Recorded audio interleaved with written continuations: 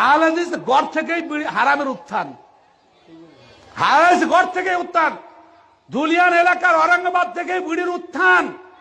আর বড় বড় মাদ্রাসার সাইকুল হাদিসরা নির্দ্বিধায় গিলে চলে গেছে, একদম কোনো প্রকার আপত্তি নাই। এদের হজম শক্তি যে কত বেশি তা আল্লাহ পাক জানে। এর বিরুদ্ধে কোনো স্লোগান উঠলো না। মা ও বোনেরা শুধুমাত্র 420 করার জন্য বিড়ি বাঁধে, জানেন, 420 করার জন্য।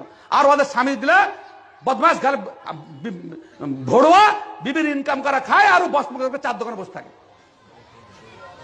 হ্যাঁ, পণ লিবে না কারো ফকেটে পিলে, আগে থেকে নিয়ত করে বিড়ি বাঁধছে। বিড়ি বাঁধা যে হারাম আর প্রত্যেকটা লোকমা যে হারাম, এর কিছু জানে না। রাসূল আকরাম সাল্লাল্লাহু আলাইহি ওয়াসাল্লাম পরিষ্কার ভাষায় বলছেন যে কোন ব্যক্তি যদি আকালা লুকমাতাম মিনাল হারাম লা ইয়াতাকাব্বালুল্লাহু সালাতাহু 40 সাবাহা, কোন ব্যক্তি যদি এক লোকমা হারাম খাবার খায় 40 দিন তার ইবাদত কবুল হয় না।